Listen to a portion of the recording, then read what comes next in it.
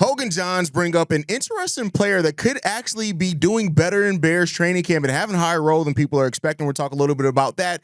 And as I've been doing and come accustomed to, we have another stupid trade rumor around the Chicago Bears, started this time by Bleacher Report, that we're going to spend some time debunking. And can the Chicago Bears actually NFL analysts predict? We're going to talk about all that, plus dive a little bit into the mailbag right after this. You are now tuned in to Chicago Bears Central, your number one place for all Chicago Bears news and content.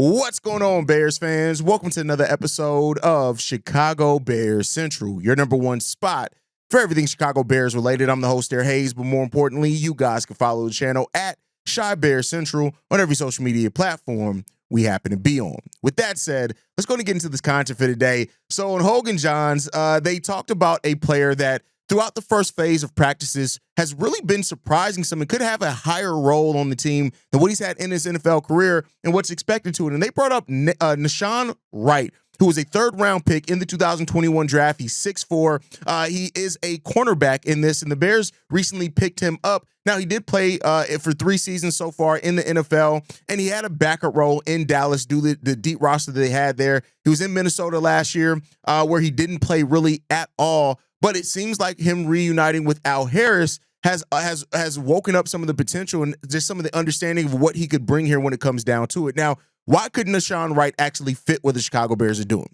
If you've been living under a rock, one thing that I've talked a lot about on this show is the fact that Dennis Allen, his whole system defensively is built around man coverage and having a lot of defensive backs out there on the field, having interesting lineups and what it goes to with that. Dennis Allen likes to have guys that can really, go really toe-to-toe in that man coverage out there on the outside, right? And that allows what Dennis Allen to do is to get more creative in bringing blitz packages to go out and try to attack the quarterback. And so when you look at that, Nahshon Wright does have just about every skill set that you need to fit in on that type of play style. Now, I guess the benefit and also a knock, I guess if you're going to look at it specifically for Nahshon Wright, is that the Bears have a lot of players that can play in that style. Jalen Johnson's been really excited to get to being able to play that style. Tyree Stevenson in college was solid enough in that style as well. You're going to have Kyler Gordon, who's going to be used up as the nickel, but he's going to be used very creatively in those blitz packages. So this is the first that we've really hearing about Nahshon Wright maybe, having a larger role on this Bears team than initially expected. I do think Zay Frazier is going to be trying to make his name for himself there with his height, his length, and everything he brings there as well. And we'll see. Right now, Nahshon Wright doesn't necessarily have game-breaking speed, and that's the thing that he's going to have to double down on his physicality and high IQ if he's going to want to crack that rotation, because one thing that Dennis Allen does like as well with those defensive backs that bring the combination of speed and strength, and Nahshon Wright isn't the fastest when it comes down to it. But, we'll see what happens when it comes down to it. But, I think overall that the Bears, if they see something different in Nahshon, coming here to this team, then great. I mean, look, I'm not going to be mad at it. I think overall, and this is something I've said a lot when talking about this team, is that you're going to see some personnel have roles that on paper you don't necessarily expect. And part of that is because Ryan Poles actually went out and got the personnel that this coaching staff wanted and needed to make their system look good. And so I think that's one of the things that it's really hard to, when you're doing this pre-football game kind of discussion, is to talk about how players can fit and thrive in a system specifically. And Nahshon Wright is somebody who, if Hogan Johns are to be believed, is that the benefit that he brings there within the specific system and scheme is what can create the difference of him finding that wrinkle to get himself into the lineup for the Chicago Bears and play more than what he did at either other team. But let me know what you guys think on that topic. Do you think that Nahshon Wright could earn himself a larger role here than what he's had on any NFL team that he's been on before? And do you think he can help the Chicago Bears here? Or do you think he's more so going to be a depth piece, which is perfectly fine as well? With the number of defensive backs that Dennis Allen is going to use and rotate in and out of there, even the depth pieces in that secondary are going to get quite a bit of looks out there and opportunity. So let me know what you guys think on that down below. Now, I wanted to start off with some actual football talk, then jump right into the shits like I did yesterday. And I apologize for that. I jumped right into the bullshit yesterday with ESPN. So I wanted to provide a little bit of a palate cleanser there first, right? Bleacher Report writer Christopher Knox. And keep in mind, you guys, most of you guys that are following me know I also work for Bleacher Report. I'm part of their video department. I do live streams on Bleacher Report for the Bears every Monday, Wednesday, and Friday if you guys want to check that out. But I am also a Bleacher Report employee. I've been full-time at Bleacher Report now for going on 3 years, right? Most people may not know that. But with that said, one thing that I do not do is overlook things. Anybody can get the same energy for me depending on the situation. And I am sick and tired of people trying to come up with trade scenarios for the Chicago Bears and outwardly lying. In this article, they talk about that Cole Kmet could potentially be on the trade block, and that is directly against what we've heard from Cole in his conversations with the Bears coaching staff, and also what we know depending on the system that Ben Johnson likes to run offensively. But let's go ahead and read it, and then I'll break it down after this. It says this: there are a few reasons why Chicago Bears tight end and Cole Kmet could be on the move sooner than later, even though he has 3 years remaining on his contract. The most obvious is that the Chicago just used a first-round pick on tight end Colston Loveland. Kmet has been very good pass-catching tight end for the Bears, averaging over 500 receiving yards per season. However, new head coach Ben Johnson may prefer Loveland's skill set. According to Jason Lesser of the Chicago Sun-Times, Johnson may have more say on personnel decisions than general manager Ryan Poles, who signed Kmet to an extension in 2023. The 26-year-old is also set to carry a cap hit of $11.6 million in each of the next 3 seasons, which is a lot for a second tight end. Chicago could save $10 million in cap space by trading him. Okay, here's the thing. He also mentions that the Kansas City Chiefs and Los Angeles Chargers could be potential trade partners for Cole Kmet. Now, I do agree that if the Bears were to trade Cole Kmet, those teams would be good landing spots. I do think they both can offer something that the Bears could want to need. But let's shake all that, right? What the hell are we talking about? Again, why are people so ready for the Bears to be at a position of depth to take away that depth before we even get to see it, take the field together, before we even get to see how Ben Johnson is going to use it? Have we ever thought to say that if Ben Johnson did not want Cole Kmet here and they knew they can get Colston Loveland, because nobody had them drafting Colston Loveland, I think the Bears were pretty sure that with Colston being their guy, that they could have got him at number 10, they could have moved him. Like, I'm not saying that Cole Kmet is going to be here 5 years down the road. But I am saying that in this season right now, I doubt that the Chicago Bears are looking to trade Cole Kmet and have a position of depth before they even get to see the rookie take the field, before they even get to see the combination of what they have in Cole Kmet and Colston Loveland. Cole Kmet's contract at being about $11 million also isn't breaking the bank, right? It's not like it's this huge, amazing contract that's limiting the Chicago Bears from doing X, Y, Z. That is the thing that I keep, that it's really getting frustrating, right? And this is the thing where you check out of the national media, and at some point, I do this every offseason, go back and check. So usually around the start of training camp until you're through a preseason game, I'd really stop with the national media, because that time period is a bunch of bullshit, right? It's just a bunch of bullshit. And this is what this continues to be, is that people keep trying to write things for headlines rather than think about what the team is. And I get it. I said this over on Bleacher Report last night myself. I think that teams or writers and pundits and analysts have been so used to the Bears doing things that don't make sense that when they write something that don't make sense, they have the thought process of, oh, well, but it's the Bears. And to that's the Bears own that. That's part of the Bears and what they've done over their history that have gotten them to this point. But come on, man. This is a team that wants to prioritize weapons. Ben Johnson has done nothing but talk about the importance of having weapons in his system and guys that can run his system and make the system easier on Caleb Williams in year 2. You think now they're going to want to move off of that before they even get a chance to look at it? This isn't Mike Martz. And I get it. Like, we've been there before with the Bears. Let's not do it again. And again, this is not me saying that maybe 2 years down the road, Colston Loveland looks like an absolute star stud and Pro Bowler or All-Pro at the tight end. Maybe you look at that and say, yeah, okay, all right, now we're in a place where we can draft another tight end, and now we can probably move on and use that money of Cole Kmet elsewhere. I'm not saying that that's never going to happen down the line. I'm just saying that right now, where the Bears are right now, can we stop the bullshit? Can we please stop the bullshit from the national media? It gets to a point to where it's just stupidity. It really is just stupidity. And, again, keep in mind, I say that as somebody who works for Bleacher Report full time. It's stupid.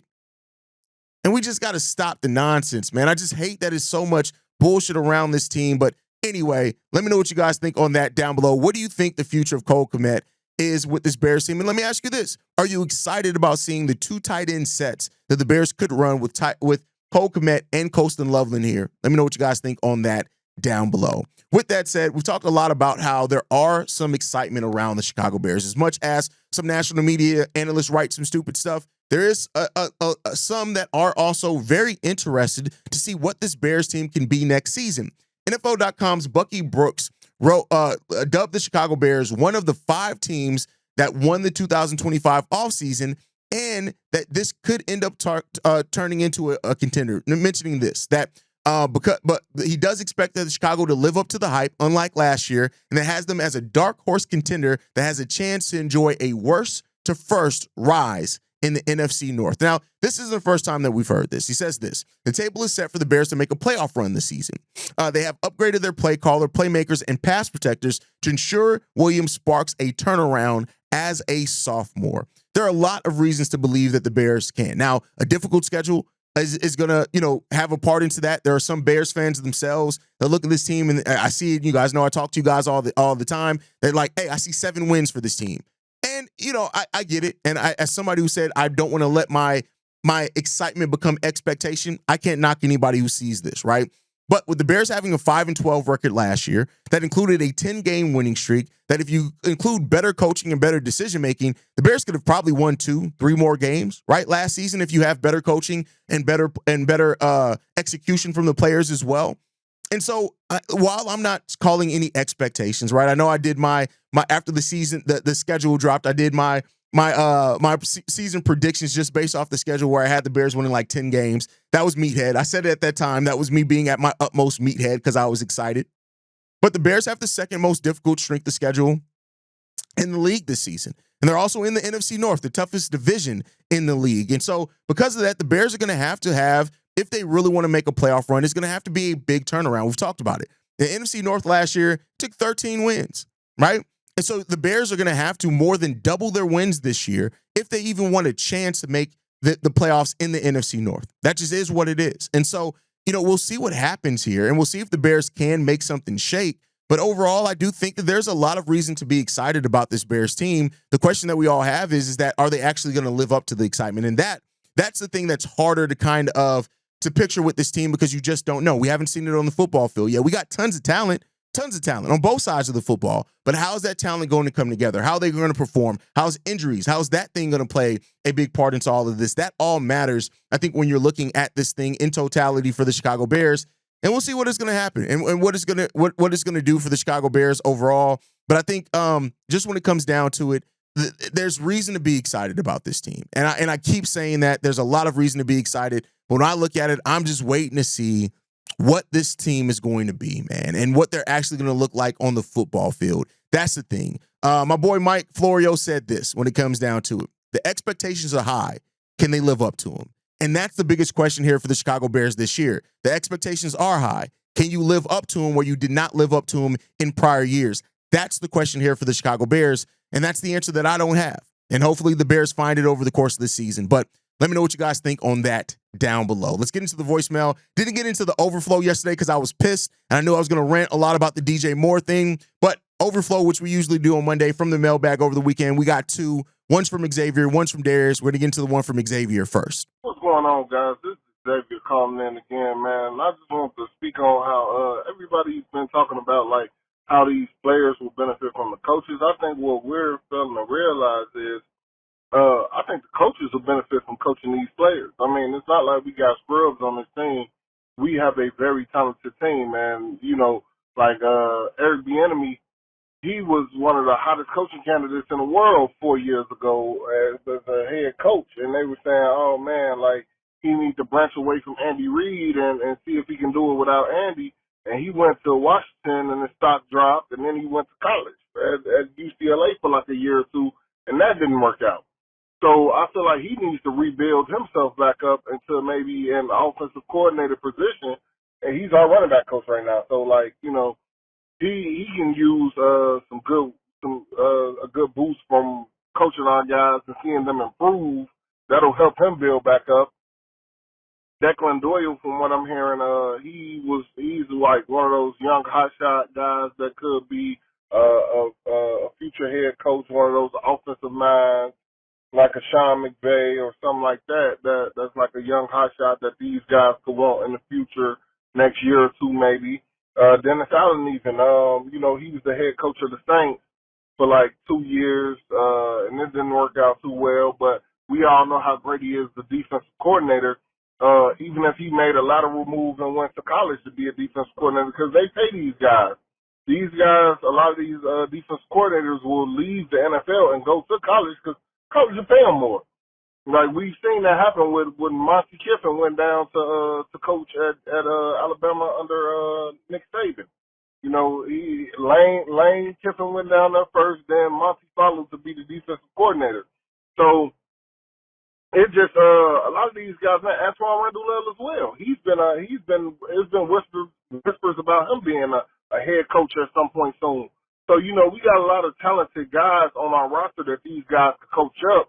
And I feel like, you know, with these talented guys, these coaches will benefit from it in the future, you know, possibly to get head coaching jobs or parlay it into like lateral moves or whatever, you know. So let me know how you guys feel about this, man. Chicago up, bear down. The coaches benefiting from coaching these players. I think that's what we talk about when we talk about having players that fit your system, right? Having players that fit the scheme, that fit the what exactly that you need. A player like Dayo Odeyingbo, for example, right? Where a lot of Bears fans are understandably a little bit questionable on what Dayo's going to bring to this football team. Cool, I understand that, right? But if Dayo does work out, somebody that Dennis Allen specifically called out and wanted, if he works out, he can end up being somebody that he benefits from it, but also the coaching staff benefits because he could bring exactly what this Bears coaching staff needs on the opposite side of Montez Sweat without having to pay an exorbitant amount of money to get it done, right? I guess $20 million in the second year is a lot of money. So that's what you look at when it comes down to that. So it's a symbiotic relationship. Coaches have to have the right players that fit, that have the right mindset, and that take well to their coaching. You have to have that. And players have to have the right coaches that can put them in positions, in the situations that they can be the most successful at. You need both of those things to happen. And so I think when it comes down to it, like, hopefully we have the right mix of that this year for the Chicago Bears. And if we do, look out, because this team could be dangerous with that right mix all working out. And that's why I love what Caleb Williams said yesterday in regards to like the coaches, him and Ben Johnson's relationship, but he also went on to point out the rest of the staff that they have here as well. You get those things all in line, I think that's going to be really big for this team. So we'll see what happens there. All right, let's get into the next one, man. This one's from my boy Darius. What's going on, guys? Darius from Dallas, man. I just had one little idea. I know Hayes going to reject it because he don't like position switches. Unless they say put Daniel Hardy at linebacker, and he's okay with it for some fucking reason. But anyway, this is just a stoner thought, you know, because I did have me a little joint. I had me a little joint. So I'm thinking, why don't we just tell Brisker, bro, just put on about 10 more pounds of muscle and just play linebacker. You know, Dennis Allen's already been talking about the idea of moving Kyler Gordon to safety anyway. If he ends up going full blown with that, cool. You know, and it's not that taboo, man, when you think about it, because,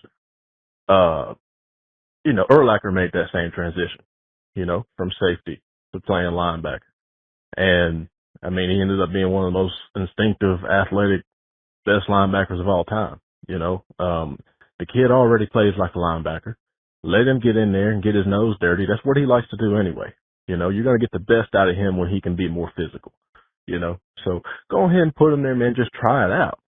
You know, just tell him, hey, man, look, he's already, I think, put on another 10 or 15 pounds of muscle anyway. He might only need to add another 5 pounds, or hell, he might even be big enough to do it now.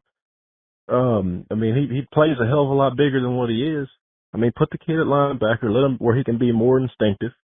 And he's still got that athletic ability from, the years of playing safety. So he's going to be awesome in coverage, and in run support when you think about it, So why not just go ahead and give him a shot at that and just see how it works out, man? I mean, we got a lot of different, we're really deep on this defense, I think. We got a lot of different guys that can kind of shift around and do things. And I think Dennis Allen's already got, kind of in the mindset of that. So, I mean, why not, man? I know it's a little, late in the, the off season to be talking about position changes, I guess. I know that gives Hayes the heebie-jeebies, but I just wanted you to hear me out on that and just let me know what y'all think. Check us up there now. First of all, how country are you to call it a little joint? But first of all, I know the person who still the same person who had a conniption in moving Roschon and letting Roschon just play fullback. And that's the thing that keeps missing Darius. He doesn't understand a position switch versus in a specific lineup, lining up in a different position. Like bringing up Daniel Hardy. It's not to switch Daniel Hardy to be a linebacker. It's saying you have him drop back in coverage in some instances, right? Just like Dennis Allen's going to have a cornerback line up as a linebacker in certain instances, right? That is not a full position switch. That is trying to take advantage of a mismatch in a skill set. That's what you're missing there. But the same person that didn't want Roschon to move to fullback because of the contact, you want Jaquan Brisker, who's just been as concussed, to move to linebacker full time? Just as concussed? Now, I will say this. The thing that I do understand of Darius' point, he is a very physical. Now, I do think his physicality is what makes him special at the safety, but he is physical. He is really good in making run decisions. You're right, he could drop back in coverage. So, I mean, listen, I do think we may see him line up there sometimes under Dennis Allen. I won't call that anything that's outside the possibility, but I think right now, I think we're going to benefit from blitzing more. And I think some of that is going to have Jaquan Brisker as a safety blitz sometimes there as well, that you're going to see that aspect of it be able to play off for the Chicago Bears. I do think you're going to see that. I don't know about a full-time position switch, but, never say never is what I'll say. Never say never. Shout out to Darius on that one. But that's my time for today, guys. Make sure you guys are following us at Chi Bears Central. You can send us any feedback, questions, comments, concerns. ChicagoBearsCentral@gmail.com. Lastly, if you want to leave a text message and our voicemail for the mailbag, the number to do so, 773-242-9336. We are the number one spot for everything Chicago Bears related, but that's thanks to you, lovely and beautiful people. And like I like to end every episode on, Chi-Town up, but Bear down. Love you guys. Peace, y'all. This has been a presentation of the Break Media.